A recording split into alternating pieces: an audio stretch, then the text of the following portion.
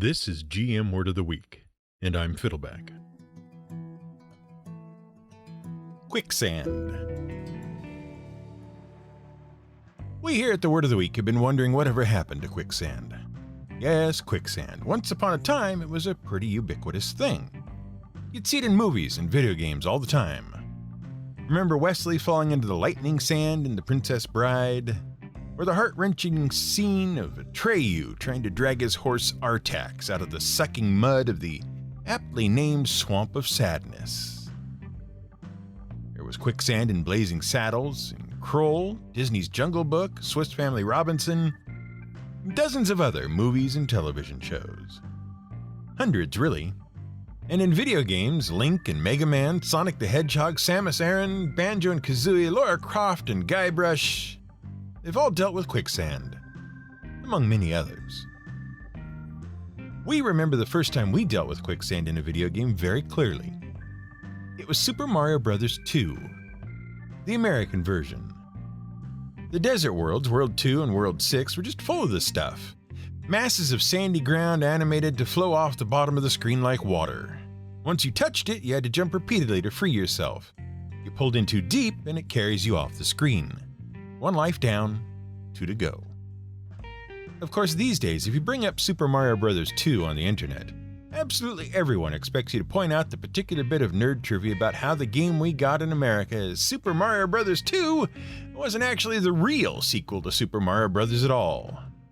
It was a different game with a coat of Mario-colored paint slapped on it because we Americans were too weak sauce to handle the real sequel. But we don't need to point that out. Partly because everyone who cares about such things already knows that story. But partly because that story isn't precisely true. The truth is, the game that was not a Mario game, but a different game with Mario characters swapped in, it actually started as a Mario game, before different characters got swapped in. And then it got swapped back. Did you know that? Because every Fun Facts About Mario Games YouTube video forgets to mention that part. Not that we're bitter. The story, and we promise we'll keep this brief because we already devoted an entire episode to video game history vis-a-vis natural hazards. The story is this. In 1983, the American video game industry crashed. People stopped buying home video game consoles. But in Japan, video games were becoming a hot item. So Nintendo released the Nintendo Family Computer, or Famicom, a home video game console. In 1985, they decided to take their chances and create the American version of their game system, the Nintendo Entertainment System, and they packaged it with the first Super Mario Bros. Game to sweeten the deal. Both were hits in North America. Meanwhile, in Japan, Nintendo was already fixing to release a sequel to Super Mario Bros., because people had been playing Super Mario Bros. For years already. The sequel was based on the same engine as the original. It had a few new features, but it was mostly new levels for the same game. And most of those new levels had been culled from coin-operated versions of the original Super Mario Bros. Called Versus Super Mario Bros. Those levels were all advanced challenge levels designed to test players already skilled at the original game. So the whole thing looked like a clone of the original Super Mario Bros., only it was redesigned to be much more challenging. Following the successful launch of the Nintendo system in America, there was talk of bringing the sequel to Super Mario Bros. Over. But the series was still new to Americans, and they were concerned that it might make the series appear to be stagnant because it looked the same, and worry audiences that the series was unapproachably difficult. So Nintendo of America asked for their own unique sequel, something that would remain approachable to the fledgling video game audience and show some stylistic evolution. The project was passed to a programmer named Kensuke Tanabe. He started developing an engine that would allow for vast improvements to the Super Mario model.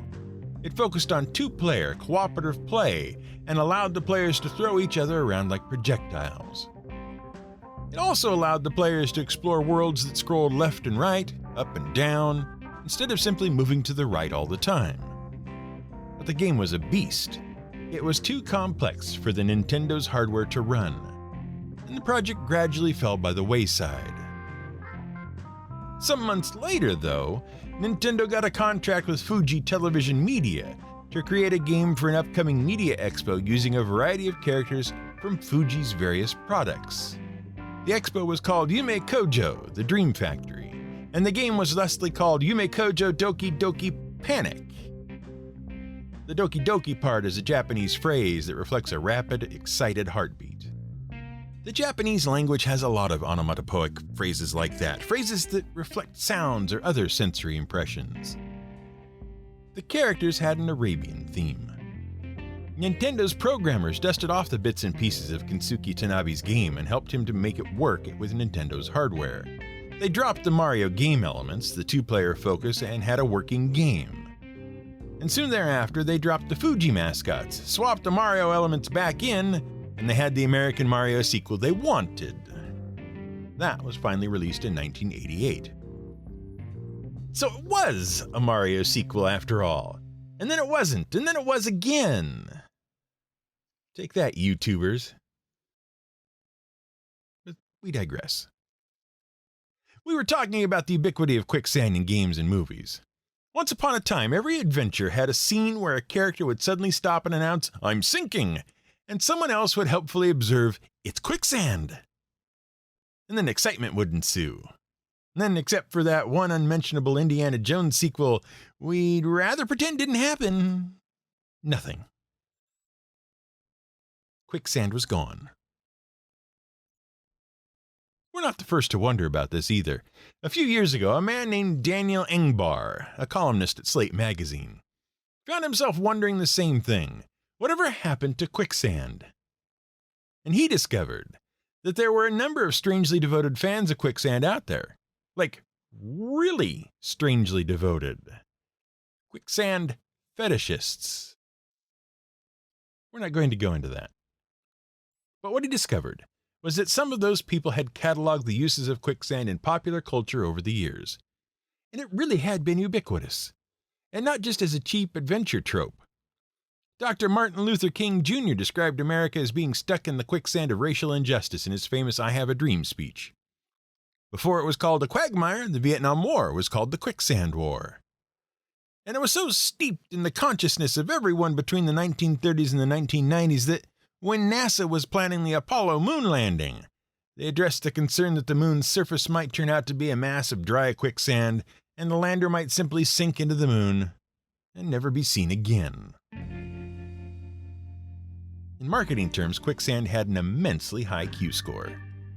Yes, that's an actual thing. The Q-score is a tool developed by marketing guru Jack Landis of Marketing Evaluations Incorporated in the early 1960s as a way to quantifiably measure the popularity of a person or thing. It doesn't just measure how many people know about a thing, or even consume a particular piece of media or whatever. It is a measure of popularity. What you do for the thing you want to measure the popularity of is you do a massive consumer survey. Ask people if they've ever heard of the thing at all. And of the people who have heard of the thing, ask them whether they like the thing or not. On a scale, obviously. Dividing the numbers gives you a popularity quotient, a Q-score. Marketing Evaluations is still measuring Q-scores today.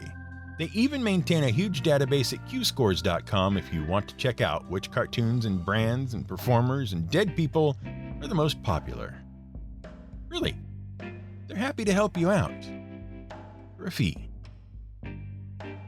Now, quicksand was a trope in a lot of adventure movies, but sometime around the 60s it suddenly entered the public consciousness in a big way. Hence its use in speeches about Vietnam and civil rights and the fear that the lunar lander would sink.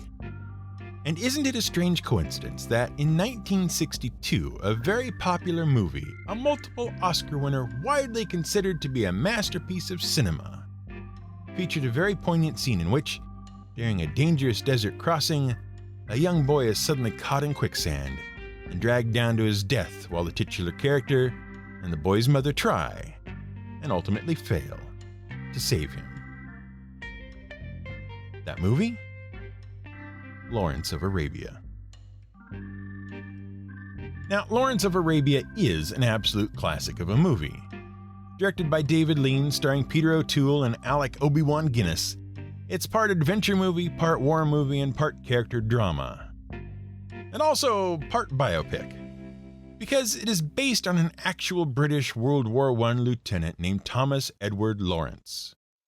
And the movie is a dramatization of his heroic efforts to unite the Arab tribes against the Ottoman Turks during World War I, something widely thought to be impossible. Now, the Ottoman Empire was an old empire. It began in Asia Minor in the 14th century and was named for its first ruler, Osman I, who was a nomadic war chief and a descendant of Turkish warriors known as Ghazi.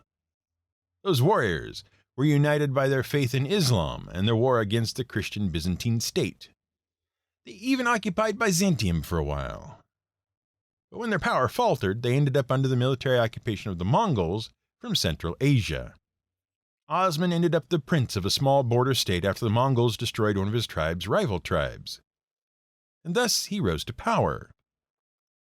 Now, Osman's state became a rallying point for the nomadic Muslim refugees left wandering by various wars, tribal battles, events in the Crusades, and the wars with the Mongols. So his numbers swelled. And as Byzantium continued to decline, he took advantage of their weakness to expand his territory and rally more Muslims to his cause. Eventually, they were able to defeat Byzantium, occupy Constantinople, and the Ottoman Empire became a major power in Asia Minor and parts of the Middle East for 600 years. Of course, not everyone was happy to live under the Ottoman Empire. See, the empire included many different ethnic groups: Kurds, Greeks, Armenians, Bosnians, Serbians, Persians, Arabs, and others, under primarily Turkish rule. In the mid-1800s, various ethnic groups started to chafe against the Ottoman rule, feeling that their own cultural heritage was being subsumed by Turkish culture and traditions. In 1908, this came to a head when a group of Turkish nationalists, the Committee of Union and Progress, or colloquially the Young Turks, seized control of the Ottoman government.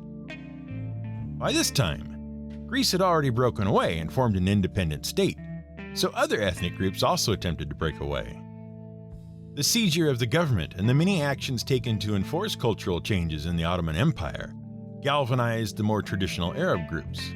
But the Arabs themselves were not terribly unified, having been descended from a multitude of tribal groups, many of whom had rivalries against each other. This was what was going on in the Ottoman Empire when suddenly it found itself at war with Britain, France, and Russia when World War I broke out in 1914 as a result of similar tensions exploding into an assassination in the Austro-Hungarian Empire. It was then that a disgruntled local emir, a governor, of the Islamic holy province of Mecca, Sharif Hussein ibn Ali, made it known that he was prepared to go into open rebellion against the Ottoman Empire. And Sharif Hussein seemed like he might be able to unify the Arab tribes in rebellion. He was descended, after all, from the same tribe that the Prophet Muhammad was descended from. Such a rebellion would be of great advantage to the Allied forces in World War I, and so the British made it known, by various means, that they would support Sharif Hussein and his sons Ali and Faisal in their rebellion. On June 5th, 1916, Arab rebel forces attacked the city of Medina. But after 3 days, they were routed by the Ottoman garrison there. Regardless, the rebellion was on. By the end of July, Arab rebels had seized several ports, and Britain was able, through these ports, to help equip and support the rebels. And soon thereafter, a British lieutenant who had traveled extensively in the Middle East as a writer and journalist and produced maps and written guides to the region, he was sent to act as the British liaison and advisor to Sharif's son Faisal. That was Thomas Edward Lawrence. Lawrence of Arabia. Lawrence joined the rebels on numerous guerrilla operations, disrupting the Ottoman Turks' supply lines and operations and shutting down the railway between the city of Medina and the Ottoman capital of Damascus. And slowly, the rebel forces picked their way towards Damascus. Ultimately, the Ottoman Empire was forced to accept an armistice with the Allied forces in 1918. But the damage had been done. The Ottoman Empire never recovered its stability. Isolated pockets of fighting further destabilized the empire. Internal rebellions and ongoing strife led the desperate Turkish government to appeal to the Allied forces for help. But but the Allies were too drained from the war. The war with Greece further chipped away at the empire. The Ottoman Empire was trapped and sinking fast. By 1923, it would be gone from the map entirely. Meanwhile, Lawrence of Arabia was also mired physically and psychologically. The battles had taken their toll. He'd been captured at least once, brutally tortured and scarred. And he had, by his own admission, been forced to commit terrible atrocities for the sake of the war. Though he was considered a hero in both Britain and the Arab world, he declined any honors or recognition. In one stunning moment, he left King George V standing on the dais, holding a medal he'd refused to accept. He was retired from service in 1919. Following that, he wrote his memoir, taught at college, and became a staunch supporter of Arab independence from European occupation in the post-war period. He would later serve as an advisor on Arab affairs in the 1920s. And though he became the subject of a number of popular media works at the time, he himself seemed to be at loose ends. He published his memoir, The 7 Pillars of Wisdom, worked teaching young soldiers, did some work on plane design, tried and failed to be reinstated in the military, and drifted back and forth between optimism and despair. And then, in 1935, his soul was claimed once and for all in a motorcycle accident. And that's the image we have of Quicksand. Or at least that's the image we used to have. It's this terrible, unrelenting thing. Apparently stable ground that suddenly gives way under your feet. Gradually, slowly, it drags you down. You can't escape. Any attempts to free yourself just trap you further. Your descent is inevitable. And then you're gone. Swallowed by the earth. But is that what it's really like? Well, yes. And no.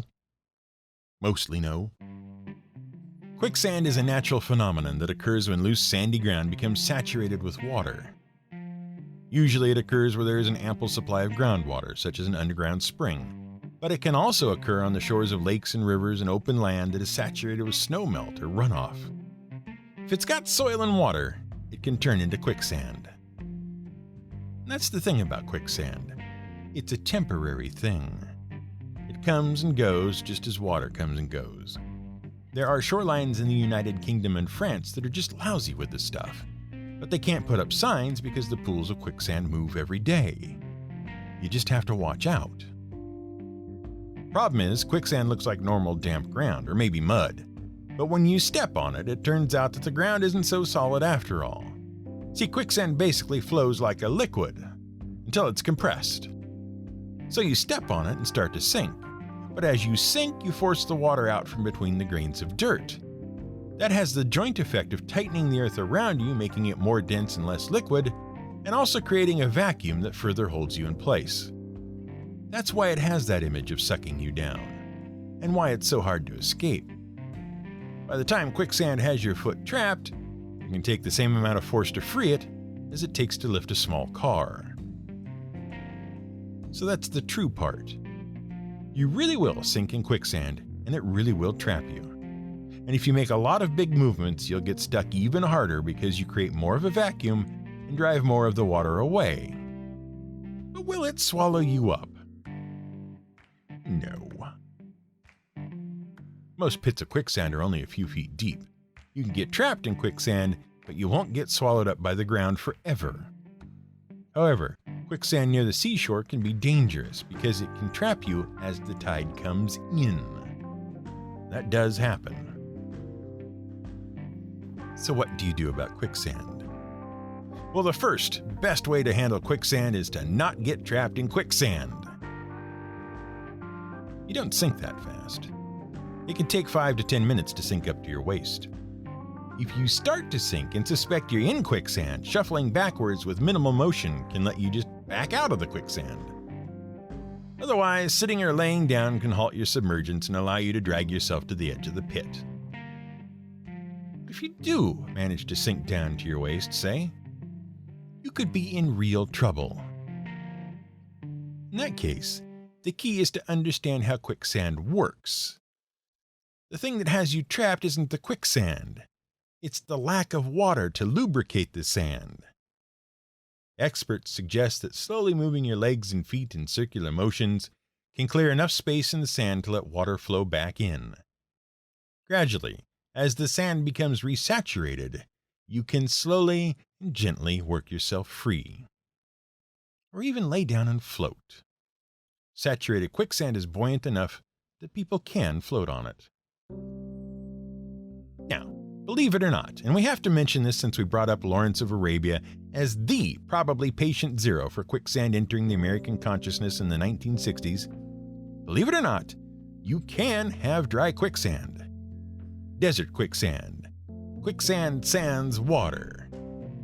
What can happen is that high desert winds can force air between loose particles, essentially making a sort of light, airy sand.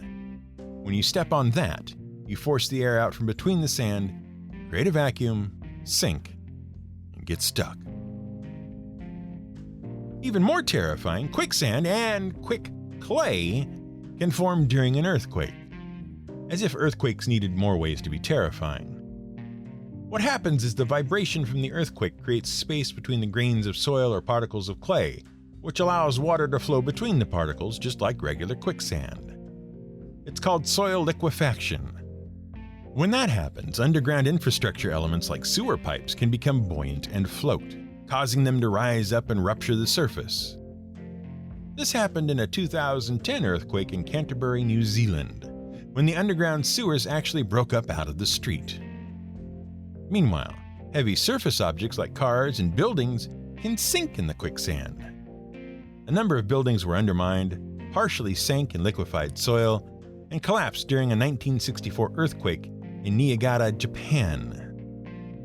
Current building codes in earthquake-prone areas now require engineers to consider soil liquefaction when designing major infrastructure elements like bridges, dams, and retaining walls. So that's the truth about quicksand. It's not as deadly as you thought, unless you're already in an earthquake, but it's still pretty scary. And it's no wonder that it saturated American media and the cultural American zeitgeist for so many years.